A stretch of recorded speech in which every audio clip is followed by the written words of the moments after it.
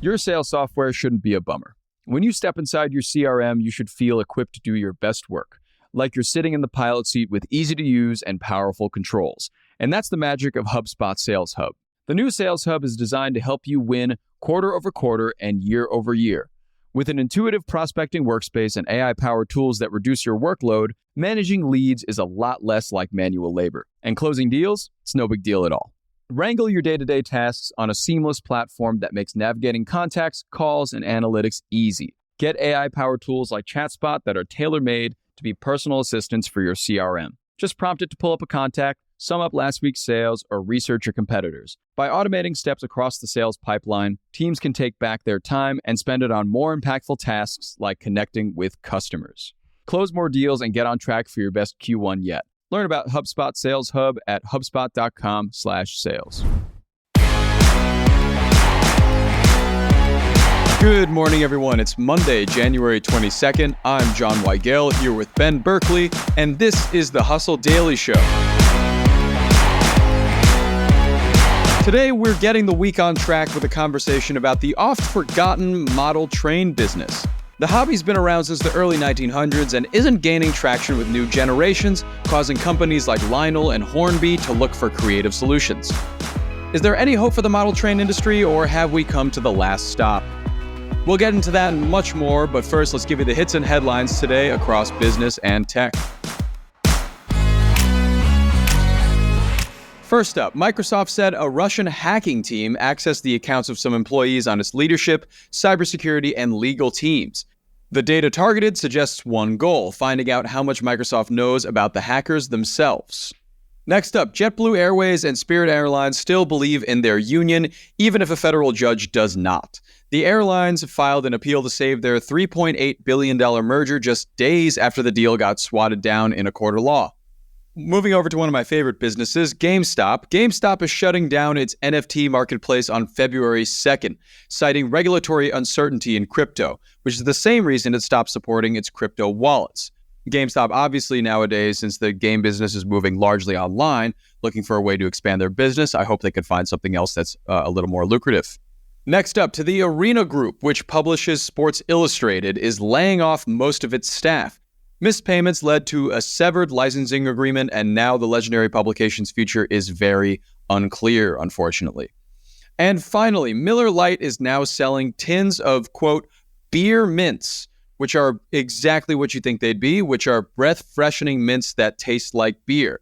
It's the brand's latest non-alcoholic extension following a weird beer-infused chocolate truffle concept. So look out for the beer mints in stores near you, and maybe you too can have the breath of me on a Saturday.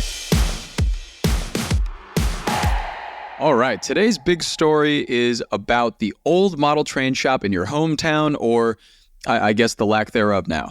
We're going to explore what happened with the model train industry and its long decline. Ben, what's the story here? Well, the story, unfortunately, is not a great one if you are in that spot where you're just like, that model train hobby I've always wanted to take up. Let's go do it. Let's make this the year. It's getting harder is the thrust of this story. We are seeing the industry starting to just experience some pains that felt like we probably could have seen them from a long time off.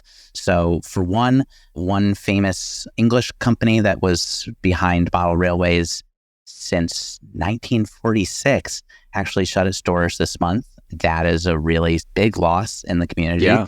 It also happened to align with the loss of a large model railway convention, which this past year was the last one that it was going to do. And at the center of all of this is really kind of an aging membership of this train enthusiast club. Even looking back, the most recent numbers that we could find on this were from 2016, which tells a story that probably has not gotten much better. Sure. The National Model Railroad Association at that point said that the average age of its membership, which is 19,000 people, was up to 64 years old. And it previously was around 39 back in the 70s. So that's when kind of felt like this industry was at its heyday. It's just gotten to be an old person's thing. And when that happens to you, you can see so many different areas where, let's look at like golf, for instance, which is undergoing this big reckoning because its base has aged significantly too. So this is just kind of one of those industries that's really starting to see the gross tail ends of an aging fan base.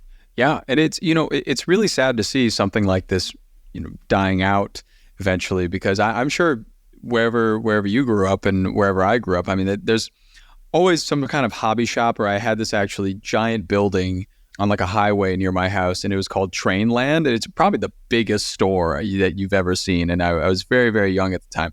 But of course, over the years, that got taken down.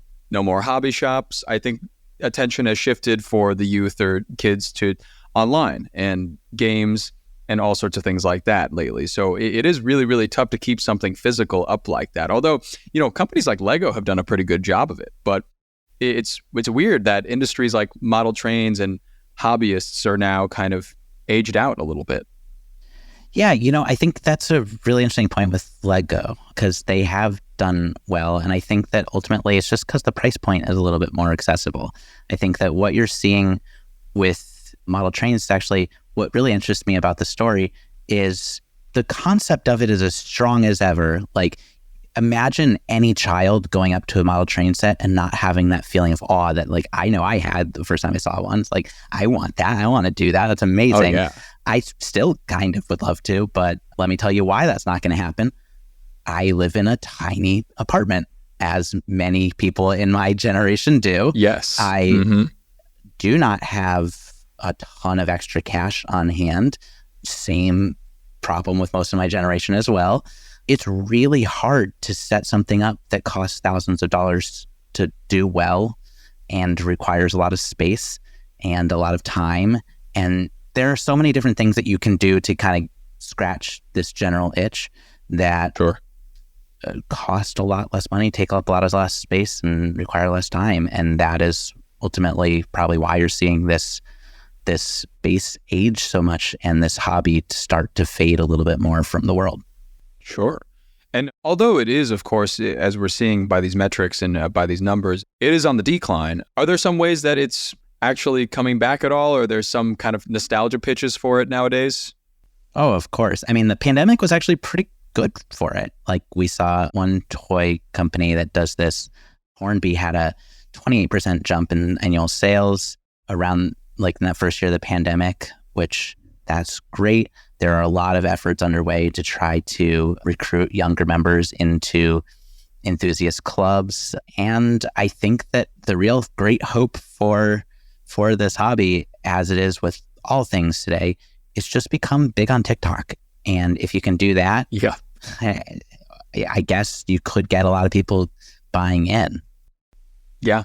I mean, that is a route for any niche topic nowadays. Just get big on TikTok. Like, we've seen it with water bottles. I mean, it could easily go to model trains.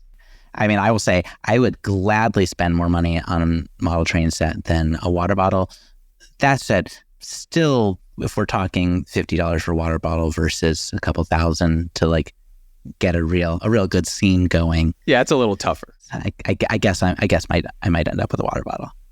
But yeah, I think this is a really interesting story in that this is just an industry that has kind of started to hit hard times, ultimately through kind of no fault of its own in so many ways. This is just like a product of how society evolves.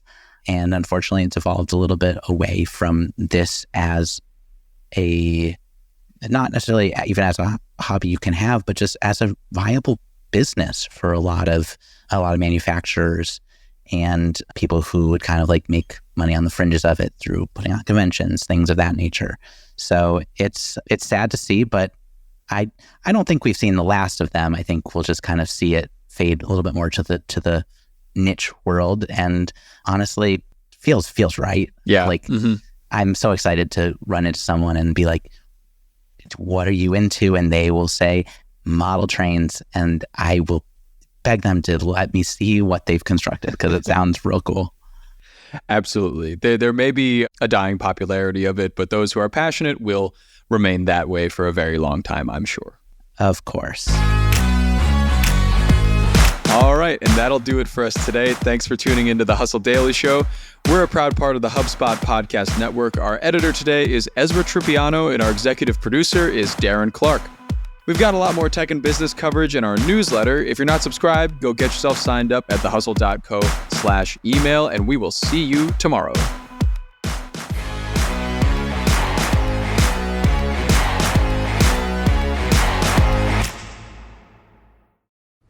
All right, everybody. I've been listening to this podcast lately. It's fantastic. It's called DTC Pod, hosted by Ramon Barrios and Blaine Bolas. It's brought to you by the HubSpot Podcast Network, which is the audio destination for business professionals. DTC Pod is a podcast about all things direct to consumer, as it says in the title. Ramon and Blaine cover everything from starting, growing, and optimizing e-commerce stores and DTC or D2C brands. They have a lot of great conversations with founders, marketers, platforms, creators, and marketing and growth agencies to cover all these topics like brand building, social media, influencer marketing, website conversion, paid media, Facebook ads, consumer trends, email marketing, and much, much more, if you could even believe it. If you're interested in stories behind your favorite consumer brands, this podcast is tailor-made for you. Just the other day, I was listening to an episode and their guest was Mikey Taylor. Mikey started as a professional skateboarder and flipped his life into becoming a huge entrepreneur, dealing in real estate,